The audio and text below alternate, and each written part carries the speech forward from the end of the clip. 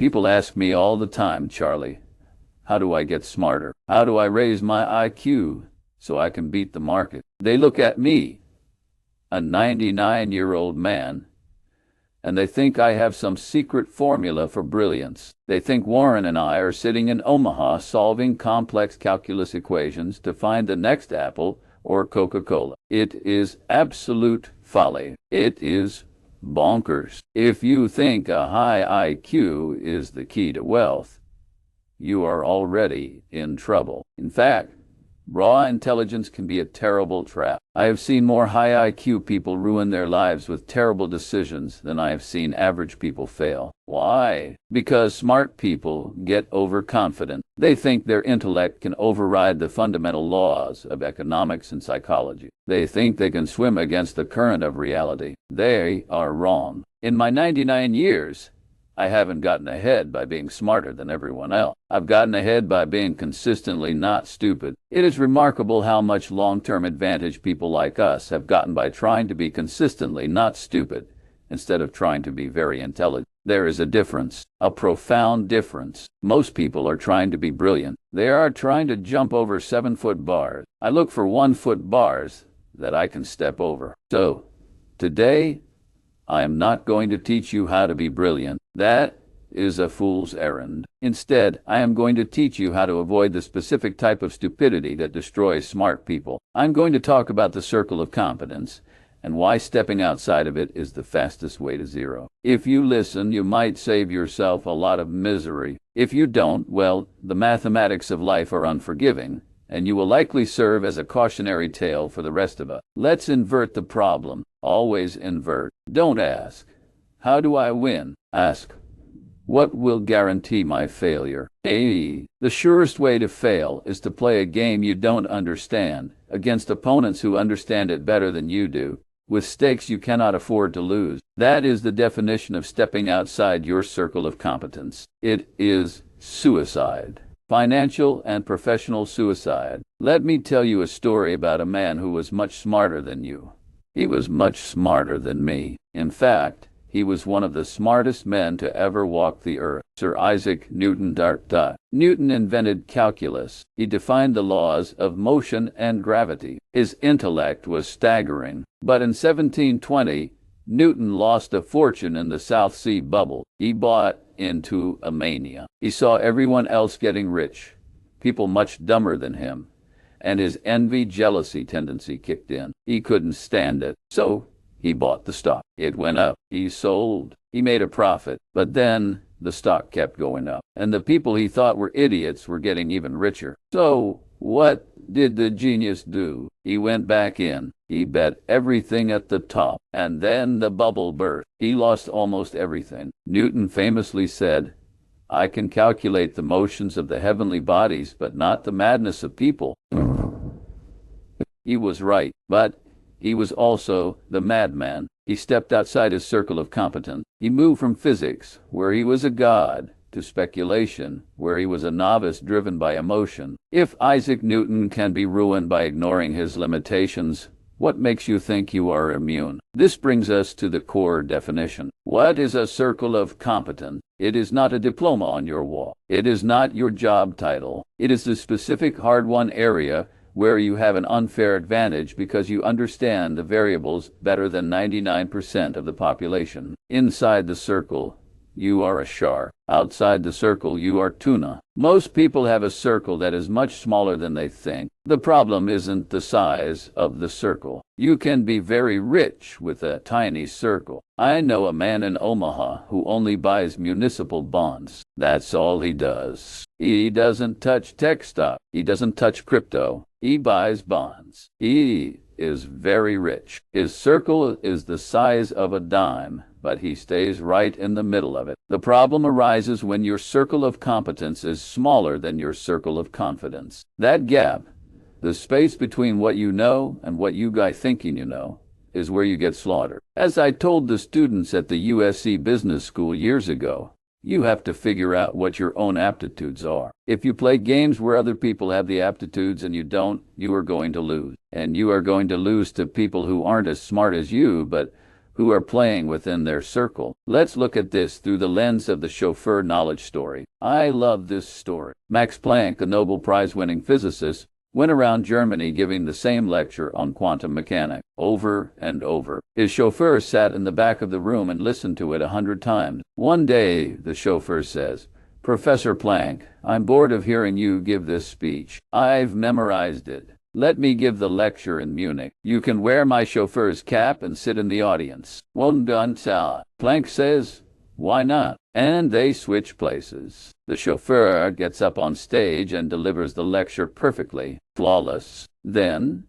a physics professor in the back stands up and asks a devastatingly complex question. The chauffeur doesn't miss a beat. He looks at the professor and says, "I am surprised that in an advanced city like Munich, I get such an elementary question. I will let my chauffeur answer it."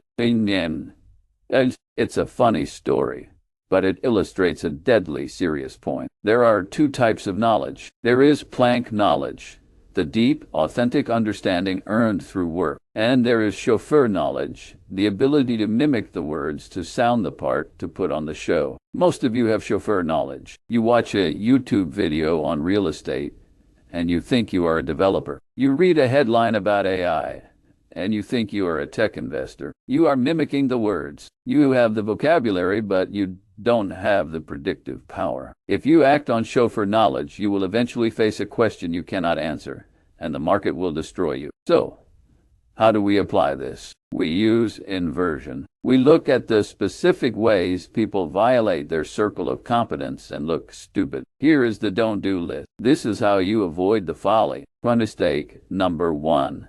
Confusing general intelligence with specific competence. This is the smart doctor fallacy. I see this all the time. A neurosurgeon is a brilliant man. He has steady hands, a high IQ, and decades of training. He makes a lot of money. Then he takes that money and decides he is going to be a commodities trader. He thinks, "I understand the human brain. Soybeans can't be that hard." Oh, this is arrogance. It is a sign. The markets do not care about your medical degree. The feedback loops in surgery are immediate and clear. The feedback loops in the market are noisy and delayed. The skills do not transfer. But his ego tells him, "I am a smart person. Therefore, I am smart at everything." Why? No. Bah. Why? You are smart in a very narrow lane. Stay in your lane. When you step out, you are just a guy with money to lose. The market loves a rich doctor with an ego. It eats them for lunch. Mistake number 2. The man with a hammer syndrome. Where's the man with a hammer? Every problem looks like a nail. This is a mental model failure. You learn one way of thinking. Maybe you are an engineer or a lawyer, and you try to apply that same logic to everything. Economics is not physics. In physics, gravity is consistent. In economics, the laws change because the participants have emotions. If you try to apply pure engineering logic to the stock market, you will fail because you are ignoring the psychology of human misjudgment. You need a lattice work of mental models. You need to understand history, psychology, mathematics, and biology. If you only have one model, you are blind to the reality of the complex system. You are operating with a map that doesn't match the territory. Number 3. Ignoring the too hard pile. At Berkshire Hathaway, on our desk, we have 3 baskets. In, out, and too hard. Most things go in the too hard pile. People ask me about Bitcoin. I say it's rat poison. They get angry. They say I don't understand the technology. Maybe I don't, but I don't need to. I don't invest in things I don't understand. It goes in the too hard pile. People ask me about complex pharmaceutical startup. Too hard. Why? People feel shameful saying I don't know. They feel they must have an opinion on everything. This is a disaster. It is the inconsistency avoidance tendency. You want to appear consistent and knowledgeable, so you fake it. Warren and I are not geniuses. We just don't do things we don't understand. We swing at the fat pitches. We wait. We sit on our asses. And when we see something in our circle, like a simple business with a moat, run by honest people, at a fair price, we bet big. The rest of the time, oh, we do nothing. Most of you cannot sit still. You have do something syndrome. You feel you must be active to be productive. That is wrong. Activity is not achievement. In investing, activity is usually the enemy of returns. The more you trade, the more you pay in taxes and fees, and the more chances you have to make a stupid decision. Mistake number 4, style drift. NCEE. This is where you get bored with what works. You are a value investor, but tech stocks are flying, so you start buying growth stocks at 50 times earning. You drift. You leave the fortress of your competence to chase the shiny object in the field. This is caused by social proof tendency. You see others making money, and you can't stand it. You abandon your discipline. As soon as you drift, you are vulnerable. You are playing by someone else's rules. Now, let's look at the Lollapalooza effect here. Why do smart people do these stupid things? It's not just one bias. It's a combination. Take the cryptomania or the dot-com bubble. What was happening? 1. When? Well, greedy. You want money. 2.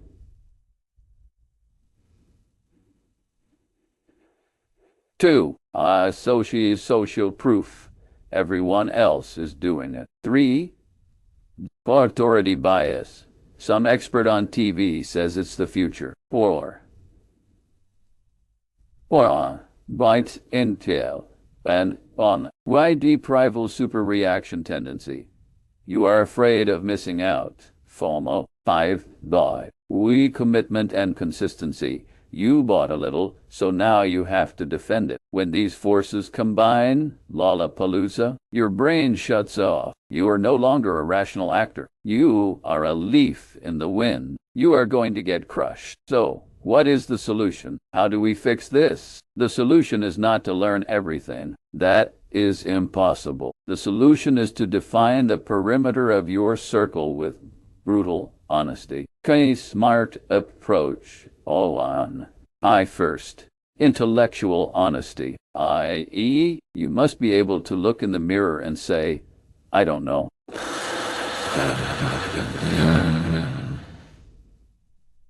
Now, Confucius said it best.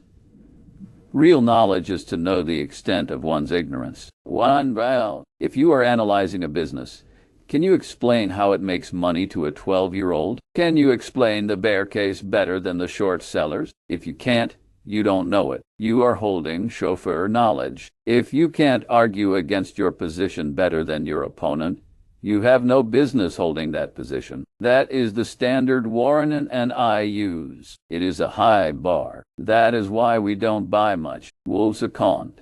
Focus on the fat pitches. Key. In baseball, you can stand at the plate and let the balls go by. There is no umpire calling strikes on opportunities you miss. You can wait for the perfect pitch, the one right in your sweet spot. In life, you don't have to swing at everything. You can let the AI revolution go by if you don't understand it. You can let the crypto boom go by. It doesn't matter. You only need to swing when the odds are overwhelmingly in your favor. But when that pitch comes, when you find a bet within your circle where the odds are mispriced, you must swing hard. You must bet heavily. As I've said, the wise ones bet heavily when the world offers them that opportunity. They bet big when they have the odds, and the rest of the time they don't. It's just that simple. Third, expansion by osmosis, not leaps. Can you expand your circle? Yes. But you do it slowly. You do it by reading. Reading is the most important habit. I have known no wise people over a broad subject matter area who didn't read all the time. None. 0. You'd be amazed at how much Warren reads and at how much I read. My children laugh at me. They think I'm a book with a couple of legs sticking out. You expand your circle by studying the failures of others. You read history. You learn the pattern. But you don't bet real money on your new knowledge until it has hardened into Planck knowledge. Fourth, invert the goal. Don't try to be the smartest person in the room. Try to be the person who makes the fewest unforced errors. Tennis is a great analogy here. In professional tennis, points are won by the player who hits the winner. It is a winner's game. But in amateur tennis, points are lost by the player who hits the ball into the net. It is a loser's game. Unless you are a top 1% professional in a specific field, you are playing amateur tennis. Your goal should be to just get the ball over the net. Don't try the fancy smash. Just keep it in play. Let the other guy hit it into the net. If you avoid stupidity, the compounding of your sensible decisions will eventually make you look brilliant. It is amazing how the world opens up when you stop trying to pretend you know everything. The pressure lifts. You don't have to have an opinion on the Fed's interest rate policy. You don't have to predict the next election. You just have to mind your store. Mind your circle. Ponte, soul of the matter. Well, let me leave you with this thought. It is a philosophical point. A lot of people think that admitting ignorance is a weakness. In our culture, we reward the loud talker, the confident predictor. But reality, nature, the market, physics, does not care about your confidence. It cares about competence. True wisdom is humility. It is the humility to say, this is too hard for me. It is the discipline to walk away from a table where you are the sucker. If you can do that, if you can ruthlessly identify what you know and what you don't know, and if you can have the discipline to act only within that circle, you will have a distinct advantage over the rest of the world. The rest of the world is drowning in noise, chasing things they don't understand, driven by envy and greed. They are running toward the cliff. You will be sitting in your chair, reading a book, waiting for the fat pitch, and when it comes, you will be ready. It's not easy. It requires control over your emotions. It requires a character that is willing to look foolish in the short term to be wise in the long term. But, as I often say, take a simple idea and take it seriously. Know your circle. Stay inside it. Let the others go crazy. I have nothing more to add. I call this the man with a hammer syndrome. To the man with a hammer, every problem looks like a nail. This is a disaster in thinking. You see this in academia all the time. The economists try to explain the world with supply and demand curves, ignoring the psychological reality of the humans making the decisions. The psychologists try to explain everything with Freud, ignoring the incentives of the market. It is bonkers. When you step outside your circle of competence, you are usually taking a hammer to a screw. You are using the wrong mental models for the problem at hand. You think because you are a brilliant surgeon, you can pick stock. But the feedback loop in surgery is immediate. The patient lives or dies. The feedback loop in the stock market is noisy and delayed. Your surgical hammer does not work on the market screws. You strip the threads, and you lose your money. And here is where the Lollapalooza effect comes in to finish you off. When you leave your circle, you are not just fighting your own ignorance. You are fighting a combination of biases that reinforce each other. You have social proof. Everyone else is buying this tech stock, so I should too. You have deprival superreaction. You see the price going up and you're terrified of missing out. You have commitment and consistency. You told your friends you were smart, so you have to prove it. These biases stack on top of each other, creating a Lollapalooza of stupidity that guarantees your destruction. The mathematics of this are unforgiving. If you play games where others have the aptitude and you don't, you are going to lose. It is that simple. ITT. The solution. The discipline of the too hard pile.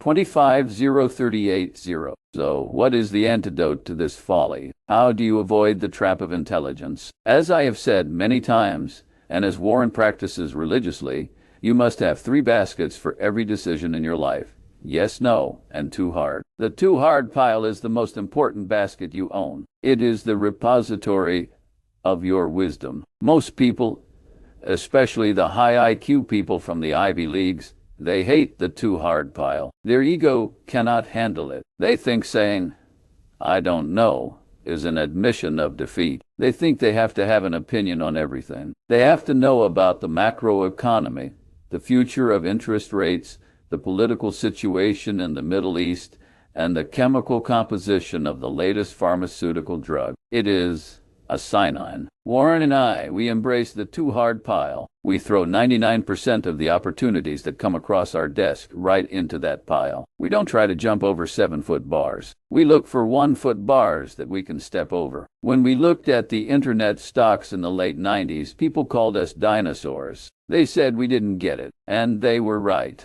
We didn't get it. It was in our too hard pile. We didn't understand how these companies would make sustainable cash flows 10 years down the line. So we did nothing. We sat on our hands. And when the bubble burst and the geniuses who stepped outside their circle were wiped out, we were still standing. We were still rich. Not because we were brilliant, but because we avoided the stupidity of betting on things we didn't understand. This requires a kind of temperament that is rare. You need the temperament to be alone. You need the temperament to look at a crowd of people running in one direction, screaming that they are getting rich. And you have to be able to stand there, look at your too hard pile, and say, I will pass. You must define the perimeter of your circle. How do you find the edge? It is a question I get asked often. Charlie, how do I know if I'm outside my circle? Here is the test I use, and it is a rigorous one. I call it the Feynman standard, after Richard Feynman, a man who truly understood what it meant to know something. You are not entitled to have an opinion on a subject unless you can state the arguments against your position better than the people who are in opposition. Read that again. If you think gold is a good investment, you are not allowed to buy it until you can argue the case against gold better than the most bearish economist in the world. If you can't do that, you don't have an opinion. You have a superstition. You have a gamble. You are outside your circle. Most people stop thinking when they find a conclusion they like. That is not thinking. That is rationalizing. To stay in your circle, you must be intellectually honest. And as Feynman said, the first principle is that you must not fool yourself, and you are the easiest person to fool.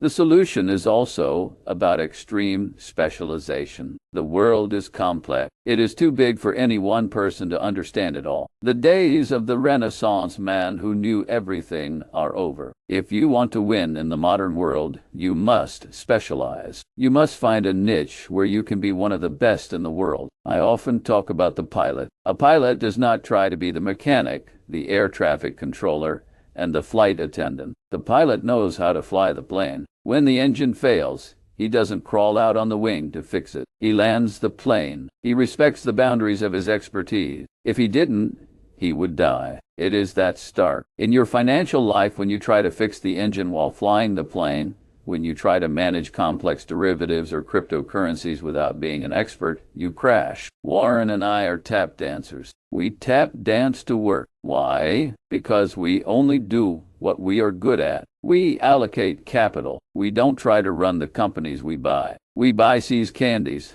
but we don't try to tell them how to make the chocolate. We know nothing about making chocolate. We know about the economics of the chocolate business. There is a difference. If we went into the kitchen and tried to mix the ingredients, we would ruin the brand. We stay in our lane. This leads to another mental model, the concept of opportunity cost. If you stay in your circle, you are efficient. You are using your best tools on the problems they were designed for. If you step out, you are wasting time. You are wasting capital. The opportunity cost of trying to be smart in a field where you are a novice is immense. You could be compounding your strengths. Instead, you are exposing your weaknesses. Let me leave you with this. It is a philosophical point, but it is the anchor of everything I have said today. Wisdom is not about accumulation of data. It is about the recognition of limit. Confucius said it best thousands of years ago, to know that you know what you know,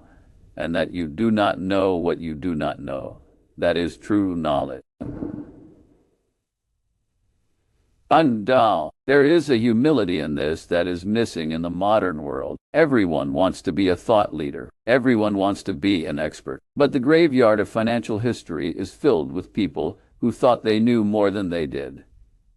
Well, it is remarkable how much long-term advantage people like us have gotten by trying to be consistently not stupid, instead of trying to be very intelligent. There must be some wisdom in the folk saying, It's the strong swimmers who drown. The strong swimmers overestimate their ability to fight the current. They swim out too far. The person who knows they are a weak swimmer stays near the shore. They survive. In the investment world and in life, survival is the prerequisite for success. If you blow up, you can't compound. The mathematics of zero are brutal. Any number multiplied by zero is zero. If you step outside your circle and hit a zero, it doesn't matter how smart you were in the previous 10 years. You are done. So, invert the problem. Don't ask, how can I be brilliant? Ask, what would a fool do? A fool would bet on things he doesn't understand. A fool would follow the crowd into a mania. A fool would mistake luck for skill. A fool would refuse to have a too hard pile. Don't be the fool. Draw your circle. It doesn't matter how small it is. If you know the boundaries and you stay inside them, you will have a massive advantage over the geniuses who are running all over the map, chasing every shiny object, and eventually running off a cliff. Stay in the circle. Let the others drown in the deep water. You sit on the shore, watch the tide, and wait for the easy catch. That is how you win. That is how you survive. I'm Charlie Munger. Now go read a book.